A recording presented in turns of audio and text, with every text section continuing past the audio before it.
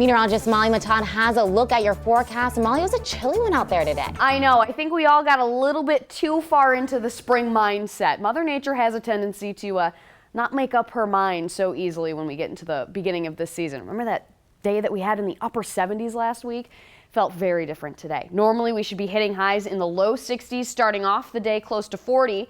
We started off the right way, but because of some stubborn morning cloud cover and a very brisk, chilly northwest wind, we only climbed to 54 degrees, so we are back below average. And that chilly air is going to stay with us, so if you do have evening plans, not a bad idea to grab the jacket. Won't need the rain gear, maybe just an extra layer if you're headed out.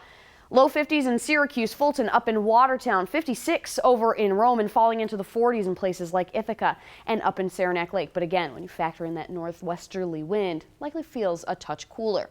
Here's the good news. Triple Doppler brought to you by Cayuga Community College is bone dry area-wide, as we're expecting it to stay overnight tonight through most of the day tomorrow.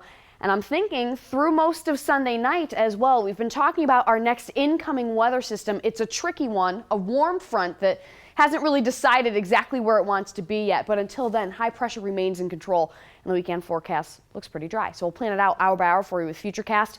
Pick it up at midnight. Nothing going on. But because we have clear skies and our winds will die down, this makes us a perfect candidate for radiational cooling. We're going to lose all of the heat that we saw during the day.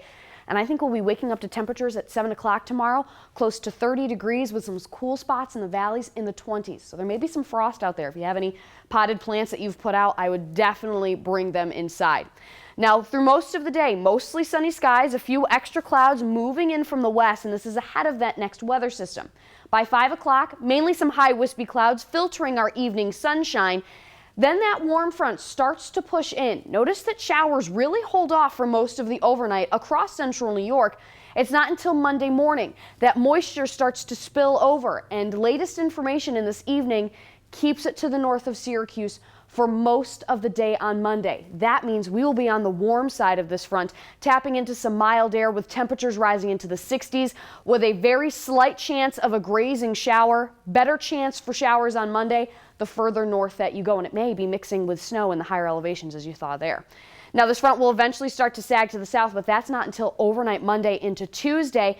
And look what it does to our temperatures. 58, a little bit warmer tomorrow.